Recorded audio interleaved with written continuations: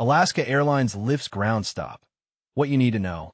Imagine hundreds of travelers stranded because an airline's digital backbone suddenly failed. That's exactly what unfolded with Alaska Airlines' major IT meltdown. But here's where it gets controversial. While the airline restored operations within hours, this incident highlights alarming vulnerabilities in our aviation infrastructure that passengers rarely consider until they're trapped at the gate. Alaska Airlines successfully lifted its full ground stop for all mainline aircraft late Sunday, July 20th, 2025, after battling a disruptive system-wide IT outage. The Federal Aviation Administration, FAA, officially canceled the emergency hold at 11 p.m. Pacific Time, allowing flights to resume following hours of frozen operations. According to the airline statement, the crisis began around 8 p.m. Pacific Time when critical IT systems crashed, forcing Alaska Airlines to proactively request the FAA halt all departures for its mainline and Horizon Air flights. This wasn't a weather hiccup or staffing shortage. It was a digital paralysis that grounded every jet in its fleet. And this is the part most people miss. Even after tech teams resolved the core issue, the airline warned travelers about residual impacts as crews and aircraft scrambled back into position, admitting normal operations would take hours to restore. "We apologize for the inconvenience," acknowledged an airline spokesperson, urgently advising passengers to verify their flight status before heading to airports. During the chaos, Alaska's website displayed a prominent alert about ongoing IT failures, a familiar sight for anyone who recalls recent aviation tech disasters. Now consider the elephant in the room. With this occurring just months after Alaska's high-profile mid-flight door plug crisis and Delta's recent near collision with a B-52 bomber, should we question whether airlines prioritize tech resilience enough? Share your take below. Are these IT meltdowns unavoidable growing pains or unacceptable failures in critical infrastructure? Redmond Airport chaos. Alaska Airlines grounded, power outage disaster. When unexpected disruptions hit an airport, the ripple effects can be frustrating and far-reaching, and Redmond Airport experienced exactly that at the start of this week.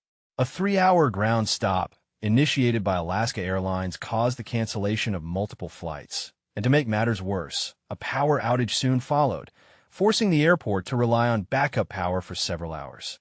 This sequence of events reveals how vulnerable airport operations can be to cascading technical problems. The trouble began Sunday evening around 8 p.m. when Alaska Airlines, along with its regional partner Horizon Air, abruptly suspended all flights due to an unspecified IT outage. This halt meant that 2 incoming flights to Redmond from Portland and Seattle were canceled outright. Airport Manager Zachary Bass explained that as a direct consequence, 2 outbound flights scheduled for Monday morning were also called off. But just when things seemed to be stabilizing, early Monday morning brought another blow, a power line failure that affected the entire airport. Bass described the situation, saying, "It looks like one of the power lines supplying electricity to the airport went down. Crews have pinpointed the break and are currently repairing it, so we expect power to return shortly." Thanks to emergency generators, critical systems remained operational, though there were minor inconveniences for travelers waiting in terminals. Most flights scheduled for Monday still departed as planned, Bass reassured, indicating that the outage wasn't widespread enough to cause further cancellations. Meanwhile, Pacific Power spokesperson Simon Gutierrez clarified the root cause, revealing an underground cable running beneath the airport's parking lot developed a fault. This cable is buried unusually deep, which has made locating and repairing the problem particularly challenging. According to the utility company's outage map, crews were actively addressing the issue into Monday afternoon, but hadn't yet provided a firm timeline for full restoration. Notably, this incident isn't an isolated one.